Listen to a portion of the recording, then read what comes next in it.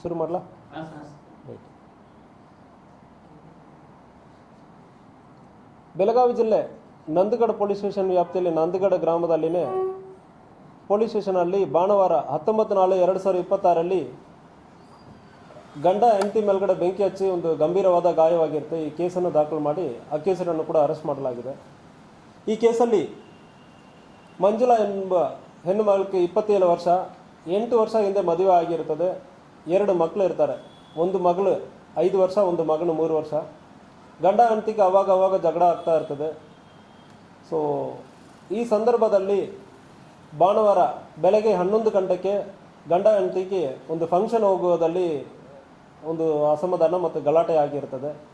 So ಹೆಂಡತಿ ಮದುವೆ ಫಂಕ್ಷನ್ಗೆ ಬರ್ತಾ ಇಲ್ಲ ಅಂದರೆ ಹೇಳುವ ಸಂದರ್ಭದಲ್ಲಿ ಫಂಕ್ಷನ್ಗೆ ಬರಲೇಬೇಕು, ನೀವು ಸ್ಯಾರಿ ಚೇಂಜ್ ಮಾಡ್ಕೊಂಡು ಈ ಗೌನಿಂದ ತೆಗಿ, ಸ್ಯಾರಿ ಚೇಂಜ್ ಮಾಡಿ ಅಂದರೆ ಒತ್ತಾಯ ಮಾಡೋ ಸಂದರ್ಭದಲ್ಲಿ ಬರಲ್ಲ ಅಂದರೆ ಹೇಳುವ ಸಂದರ್ಭದಲ್ಲಿ ಅವ್ರು ಹಾಕಿರೋ ಡ್ರೆಸ್ಸಕ್ಕೆ ಗೌನಕ್ಕೆ ಒಂದು 2 ಸಾರಿ ನೀವು ತೆಗಿದೆಯಲ್ಲ ಬೆಂಕಿ ಹಚ್ತೇನೆ ಅಂದರೆ ಹೇಳುವ ಸಂದರ್ಭದಲ್ಲಿ 2 ಸಾರಿ ಬೆಂಕಿ ಹಚ್ತಾನೆ.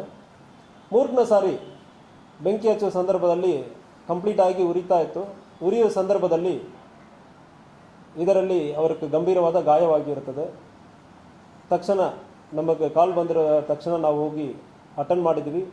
ಅವರು ಇನಿಷಿಯಲಿ ಬೆಳಗಾವಿ ಹಾಸ್ಪಿಟಲಲ್ಲಿ ಅಡ್ಮಿಟ್ ಆಗಿರ್ತಾರೆ. ಆದಮೇಲೆ ಈಗ ಗೋವಾ ಹಾಸ್ಪಿಟಲ್ಗೆ ಶಿಫ್ಟ್ ಮಾಡಿರ್ತಾರೆ. ಇದರಲ್ಲಿ ಅಕ್ಯೂಸರ್ ಕೃಷ್ಣಾಜಿ ಪರಶುರಾಮ್ ಪಾಟೀಲ್ ಇವರಿಗೆ ಇತ್ತೀಚೆಗೆ ಒಂದು 2 ತಿಂಗಳ ಹಿಂದೆ ಒಂದು ಬ್ರೈನ್ ಟ್ಯೂಮರ್ ಆಗಿರುತ್ತೆ. ಅದರಲ್ಲಿ ಕೂಡ ಆಪರೇಷನ್ ಕೂಡ ಆಗಿರುತ್ತದೆ. ಸೊ ಇದು ಕೂಡ ನಾವು ಪರಿಗಣಿಸ್ತಾ ಇದ್ದೀವಿ.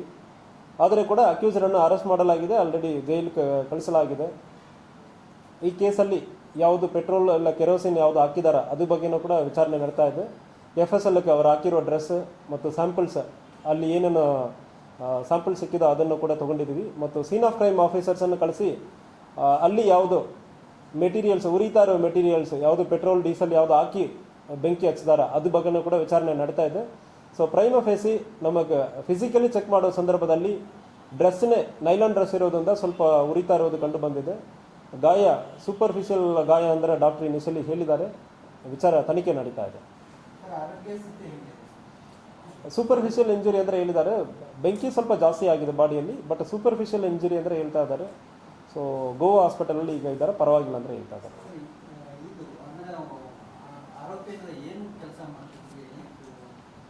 ಸೊ ಆರೋಪಿ ಒಂದು ಹೋಟೆಲಲ್ಲಿ ಕೆಲಸ ಮಾಡ್ತಾ ಇರೋದಾಗಿ ಹೇಳ್ತಾ ಇದ್ದಾರೆ. 2 ತಿಂಗಳ ಹಿಂದೆ ನಮ್ಮ ನಂದಗಡ ವ್ಯಾಪ್ತಿಗೆ ಬಂದಿದ್ದಾರೆ.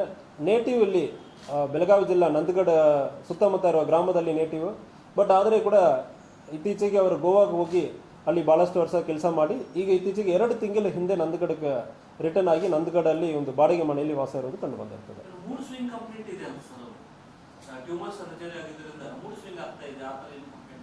ಸೊ ಅಂತಾಗ ಒಂದು ಇವರಿಗೆ ಅಕ್ಯೂಸ್ಡ್ ಆದ ಕೃಷ್ಣಾಜಿ ಪಾಟೀಲ್ಗೆ 2 ತಿಂಗಳ ಹಿಂದೆ ಬ್ರೈನ್ ಟ್ಯೂಮರ್ ಆಗಿರೋದು ಬಗ್ಗೆ ಹೇಳಿರ್ತಾರೆ.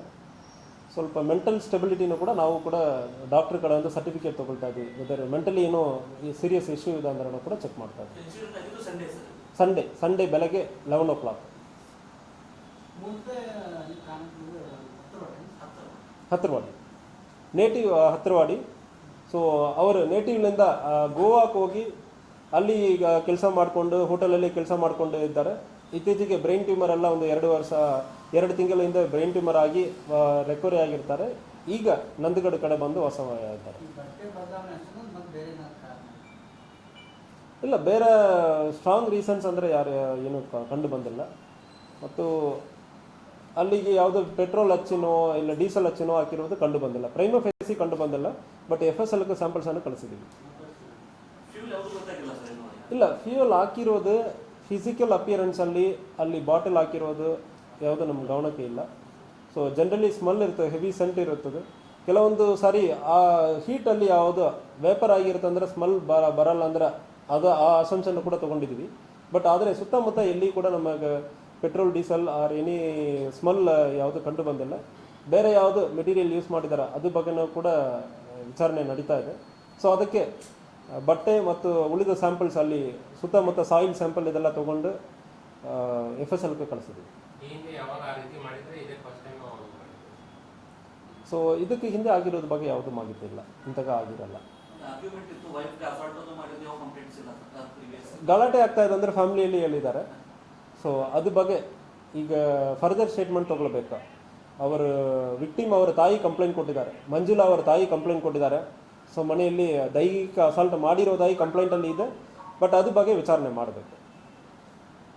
Okay sir. Thank you.